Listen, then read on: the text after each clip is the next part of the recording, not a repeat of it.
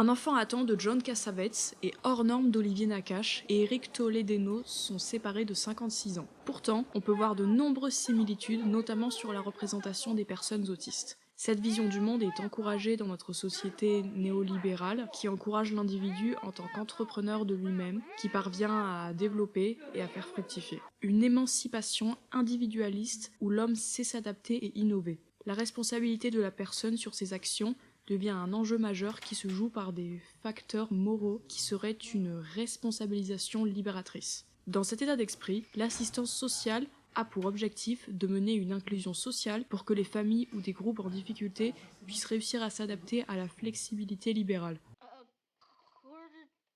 Un enfant à temps se concentre sur la vie des enfants souffrant de troubles mentaux de la Crowthorne Training School, dirigée par le docteur Matthew Clark, joué par Burt Lancaster. Ces méthodes pédagogiques sont remises en question à l'arrivée de John Hanson, sans expérience en enseignement un peu naïf et qui infantilise les enfants aux yeux de Clark. Leur affrontement d'idées va tourner autour du jeune Ruben, un enfant autiste turbulent que Clark n'arrive pas à encadrer. I know you don't like me, Ruben. But I'm going to tell you a little secret. I like you. I know what you're going through. I know you think I don't, but I do. I know the other boys make it tough for you. I know that they tease you. But, Ruben, there's nothing I can do about that. But there's something that you can do about it.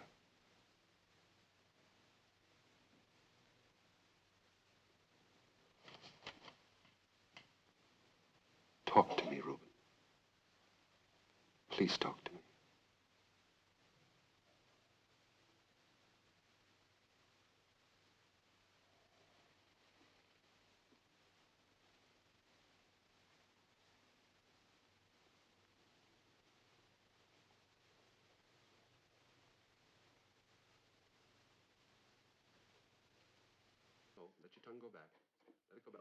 Les enfants sont placés dans le statut de jeunes patients dans une institution médicale, mais plus encore. La problématique que pose le film est de savoir que vont devenir ces enfants une fois sortis de l'école.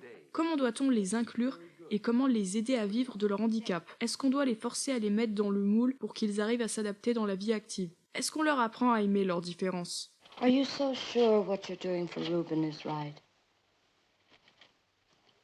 What do you suggest, Miss Hanson? Oh, how many times can you send him from the room?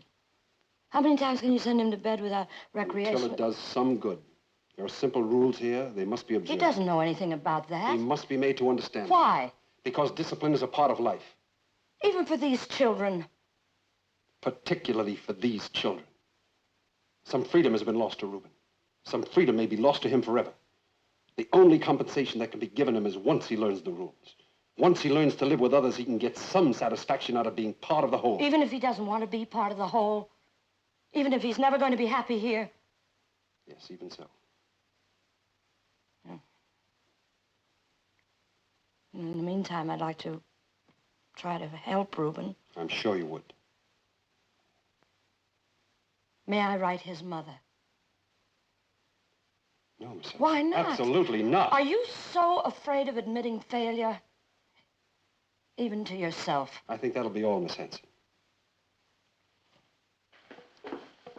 Une question qu'un enfant attend ne tranchera pas. Cela s'explique par le conflit qu'il y a entre le producteur Stanley Kramer et le réalisateur John Cassavetes. Stanley Kramer avait l'intention de faire un mélodrame mélangé de fatalisme pour le sort de ses enfants.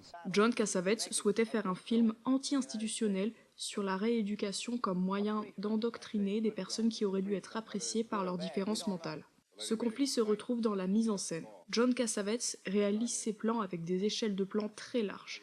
Le moins de gros plans possible afin que le spectateur puisse avoir l'accès à un point de vue d'ensemble. Stanley Kramer a tout fait au montage pour grossir les échelles de plans et qu'il ait plus de plans rapprochés. Alors que Stanley Kramer voulait filmer les individus, John Cassavetes voulait filmer les institutions. En résulte, un film prenant les codes du réalisme hollywoodien, n'arrivant pas à aller au bout de son cheminement par des conflits en interne de sa production. How many of them would be able to lead a normal life? What percentage would you say? Mr. Holland, what is normal? Dr. Clark, we didn't... Normality is relative. Suppose you and I were set down in a world of Einsteins. How bright do you think we would see? What kind of yardstick would you want to measure the fate of your life? Your intelligence or your need? That's beside the point, isn't it? It is the point, Dr. Lombardi. As you know, this is a new administration. We'd like to think we're enlightened. We'd like to think we'll do everything that can be done for children in places like these. Well, that's good to But hear, Mr. there Lombardi. are tremendous requests for aid. Dr. Clark knows this. He knows we're swamped with requests for aid. Aid to the blind children, aid to the deaf children. He knows that. I think those children should be helped all they can. But the children here need help, too. The point is, we know what we can expect from those places.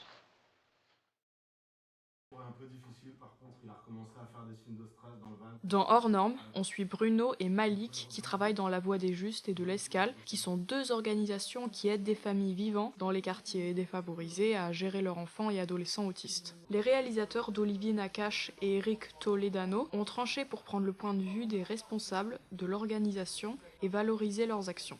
Les personnes autistes sont très rarement prises en compte dans le film. On peut arriver malgré tout à avoir de l'empathie pour eux, notamment en montrant leur milieu quotidien. La problématique est plutôt de voir comment le handicap est montré dans ce film. On le décrit comme impulsif, violent, hors de contrôle, et qu'il n'y a pas vraiment de plan magique pour le contenir. La prise de position pro-institutionnelle du film confirme cette approche. Ce qui est normal, puisque les deux réalisateurs se sont inspirés de vraies associations qui valident complètement cette vision du handicap et que les réalisateurs l'ont retranscrit à la lettre.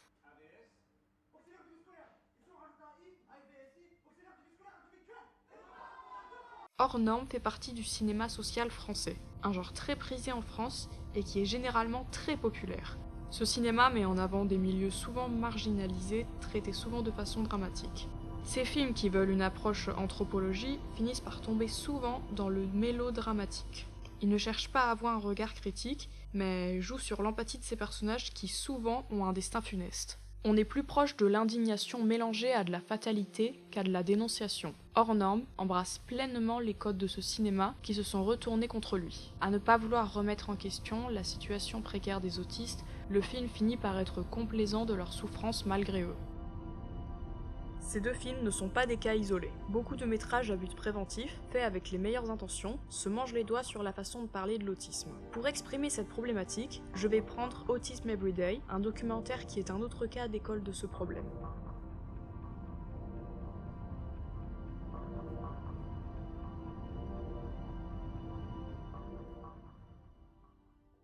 Autism Everyday est un documentaire sorti en 2006, réalisé et produit par Lorraine Thierry. Celle-ci n'étant pas spécialement connue pour avoir une grande carrière cinématographique, elle fut aperçue dans des images d'archives pour le film Annie's Gift de Joshua Seftel en 2000, qui parle de nombreuses éducations alternatives pour les enfants en difficulté et a une petite carrière de journaliste de l'actualité financière dans de nombreuses chaînes comme le CNN et la CNBC. Ce qui va nous intéresser, c'est qu'elle fut directrice d'événements de sensibilisation à l'autisme. Elle a travaillé avec des partenaires stratégiques pour générer plus d'1 million de dollars pour les écoles et programmes d'autisme de la région de New York. C'est ce qui lui a permis de faire ce projet de métrage. Le film fut sponsorisé par Autism Speaks, qui est un organisme de défense des droits des familles concernées par l'autisme aux États-Unis. Son objectif est de faire de la sensibilisation destinée aux familles et financer la recherche scientifique. Cette organisation, soutenue par des lobbyistes comme General Electric, fait d'Autism Speak un organisme à l'influence internationale. Bob Wright, la personne qui a fondé Autism Speak en 2005, fut vice-président du conglomérat. Avec plus de 50 millions de chiffres d'affaires, Autism Speak devient une organisation extrêmement lucrative et l'association sur la défense de l'autisme à l'influence nationale puis internationale.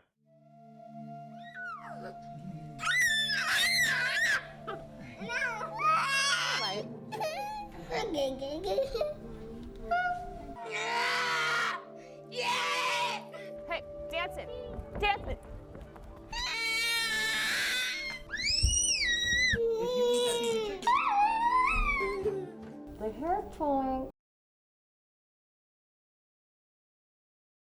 Autism Everyday est composé principalement d'entretiens avec 8 mères qui ont des enfants autistes. Elles confient leur quotidien et leurs craintes devant la caméra. Elles parlent de comment elles ont géré la révélation du diagnostic, le stress pour gérer leur enfant, le milieu scolaire, la vie publique et privée. Les entretiens sont entrecoupés de moments de leur vie et comment elles gèrent leurs enfants. Le documentaire montre très clairement la détresse des mères, totalement désemparées par leur enfant qu'elles essaient de comprendre tant bien que mal. L'anxiété que l'on ressent semble assez similaire pour chaque famille et semble être sans issue. La vision que transmet Autism Everyday n'est guère optimiste. L'autisme des enfants est présenté comme un véritable fardeau. Mais cela va bien plus loin que ça, et ne se contente pas seulement de montrer une détresse et de mettre les enfants en porte-à-faux. Pour expliquer ce virage, il faut que je parle de la scène qui n'est pas passée inaperçue, notamment dans les mouvements pour les droits des personnes autistes.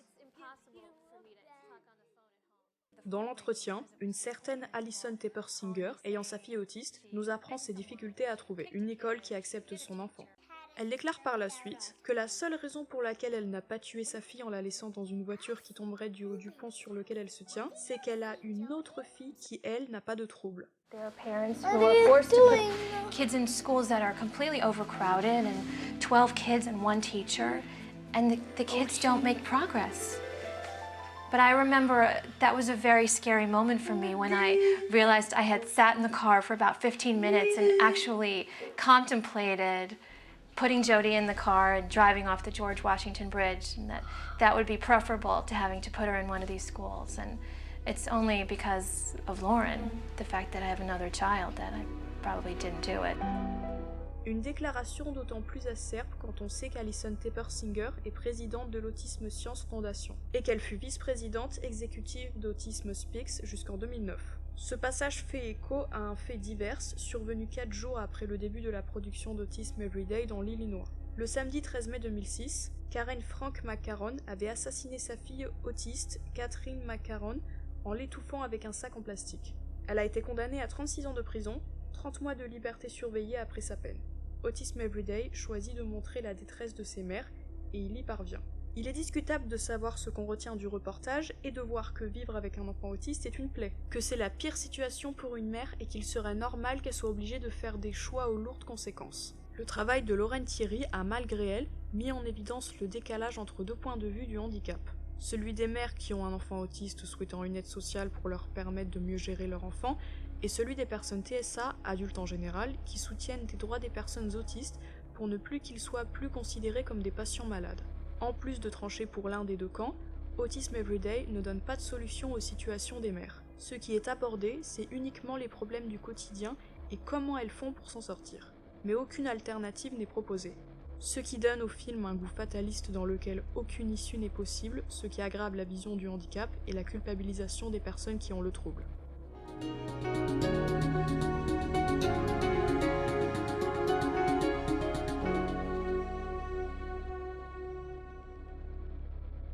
Les 3 films que nous avons survolés ont été réalisés dans des lieux et époques différentes. Que les intentions soient légèrement différentes, on retrouve les similitudes entre ces films. Un enfant à temps a été animé par des conflits d'intérêts. Hors norme devait montrer une représentation fictive et fidèle du milieu associatif spécialisé dans l'autisme en France, et plus particulièrement dans les milieux défavorisés par des exemples existants. Autism Everyday donne la parole aux mères d'enfants autistes et met en scène leurs angoisses. Pour les 3 métrages, la représentation des personnages qui ont le trouble du spectre de l'autisme reste parasitée. Dans Autism Everyday et Un enfant à temps, la question n'est pas posée, leur point de vue n'est jamais montré. Que ce soit les enseignants ou les mères, leur vision reste le point central du récit. Les autistes sont mis au second plan, sauf quand il devient un élément déclencheur de turbulence. Le cas d'Hors Norme est plus complexe. On reste près des éducateurs et on suit leur point de vue. Il faut comprendre que Hors Norme a été extrêmement apprécié par le public et la presse. Les spectateurs ont été touchés par le portrait humanisme fait dans ces milieux.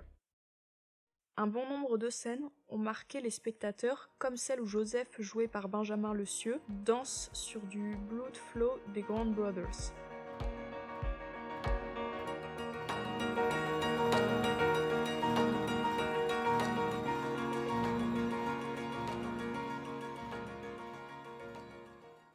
Depuis Intouchable, Olivier Nakache et Eric Toledano ont été félicités par leur film populaire qui mélange subtilement la tragédie et le comique. Les critiques qui vont revenir le plus souvent sont souvent d'aseptiser leur traitement pour mettre tout le monde d'accord et d'éviter les clivages. Plus le sujet est sensible, plus plus le défaut devient frappant. Que ce soit le handicap physique dans Intouchable, l'intégration des sans-papiers dans Samba, la relation patron et salarié dans Le sens de la fête, et enfin la présentation de l'autisme dans Hors Norme. Pour un enfant, attends, le film est sorti en 1963. À cette époque, on venait tout juste d'établir que l'autisme était un syndrome qui se distingue de la schizophrénie, alors que la pratique de la psychanalyse restait hégémonique, où on parlait à l'époque d'autisme infantile précoce. Le handicap fut facilement lié à l'enfance. Je vous ai dit que le film de John Cassavetes n'a pas pu trancher sur sa problématique. Hors Norme tranche en faveur des institutions ou plutôt de l'association qu'il représente. Le film s'inspire de 2 associations réelles qui se nomment de structures d'accueil d'enfants et d'adultes handicapés non autorisés mais régulièrement sollicités par les pouvoirs publics. Organisées par des éducateurs non professionnels, ces organisations restent très populaires.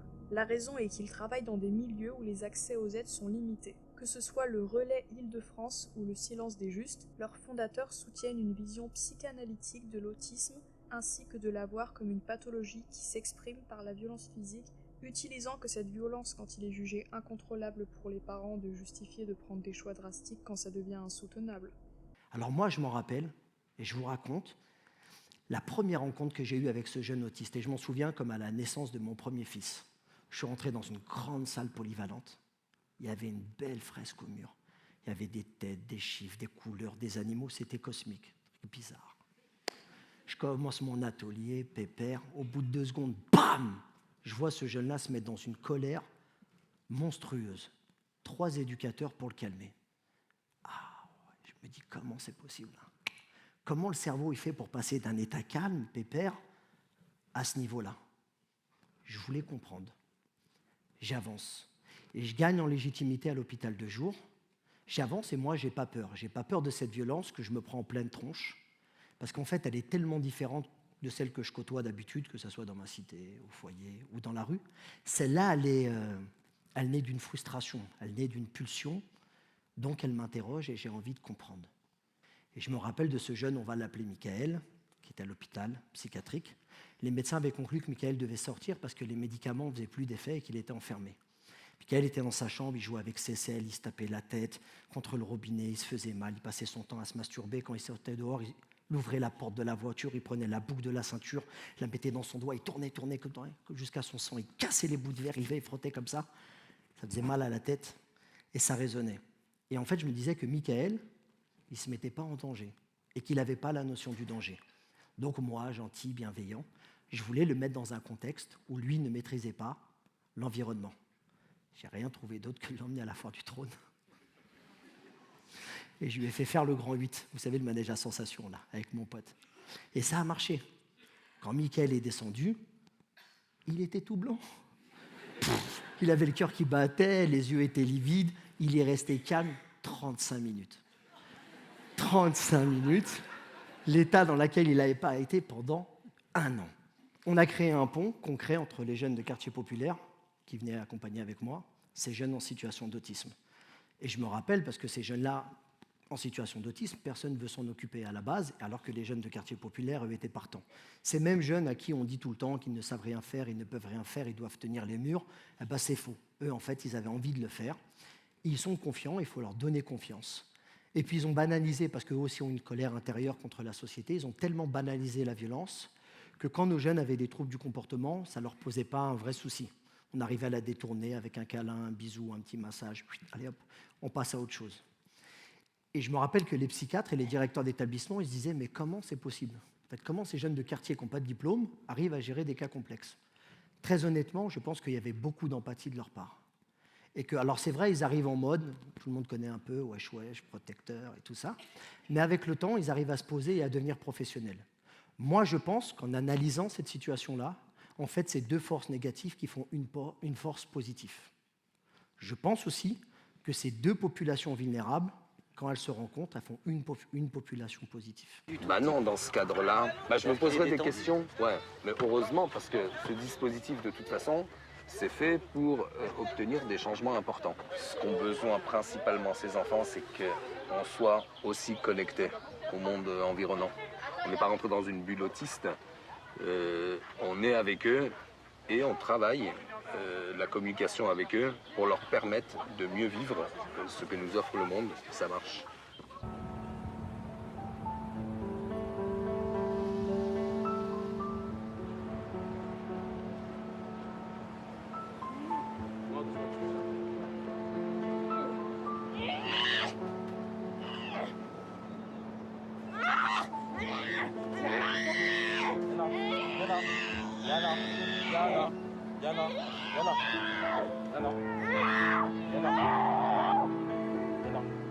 De ce matin jusqu'à tout à l'heure, d'ailleurs, on était encore avec Fatou, elle allait bien.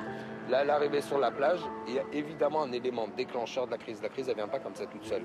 Il y a quelque chose qui fait qu'elle rentre en crise. Elle veut signifier quelque chose qu'elle n'arrive pas à verbaliser, et ça la rend angoissée, et ça fait qu'elle monte comme ça. Pour le monde extérieur, c'est impressionnant, une crise d'une personne autiste. C'est à la fois impressionnant, et à la fois, on se dit, il ne faut pas se poser la question quand c'est qu'elle va se calmer ou si c'est un caprice. Il faut gérer, il faut l'accompagner. On ne peut rien faire d'autre. C'est un cas complexe. Elle s'est fait virer de la quasi-totalité des établissements. Et d'ailleurs, elle vient du département 77, donc aucun rapport avec Paris et Seine-Saint-Denis. Et dans le 77, aucun établissement ne prend Yana Azoulay.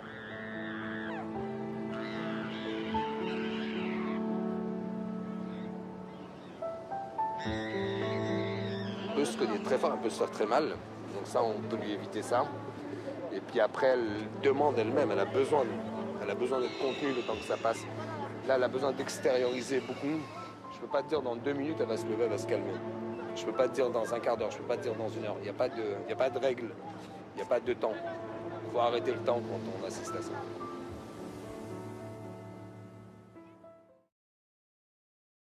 Que ce soit dans les années 60 ou à nos jours, que ce soit par un blocage ou par une intention, l'image qu'on devait donner à l'autisme dans le cinéma a toujours été une expérience qui n'a jamais été simple. L'imaginaire culturel a donné un archétype de la personne autiste avec tous les stéréotypes mis en avant. Avec ces 3 films, on voit que la représentation est détournée pour mettre en avant un propos. Bien plus que le fait que les autistes soient très souvent au second plan, c'est la vision de l'autisme qui met à mal la représentation. Hors norme valide la vision de Silence, des Justes et de Relais Île-de-France en justifiant ces pratiques. Autism Everyday ne met pas sur un pied d'égalité entre une personne diagnostiquée et une personne non diagnostiquée. Que ce soit un enfant atteint, hors norme ou Autism Everyday, il est difficile pour ces personnes de sortir de leur statut de patient. Nous sommes systématiquement sur le point de vue du professeur et hormis de très rares moments, le point de vue des personnes handicapées sont traités. Cela montre une vision péjorative du handicap et surtout pour les personnes handicapées elles-mêmes. En voyant leur instabilité comme un problème interne à la personne,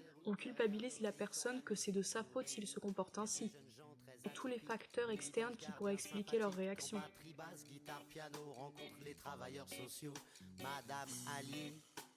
Madame, Madame Ali, Madame. Il a suffi d'une différence pour affirmer notre insolence auprès des juges et des partis, tous ceux que la différence ennuie. On a beau dire, on a beau faire, le handicap quand il se voit te suit de l'ombre à la lumière, mais disparaît quand c'est de l'art. Madame Ali, Madame, Madame Ali, Madame.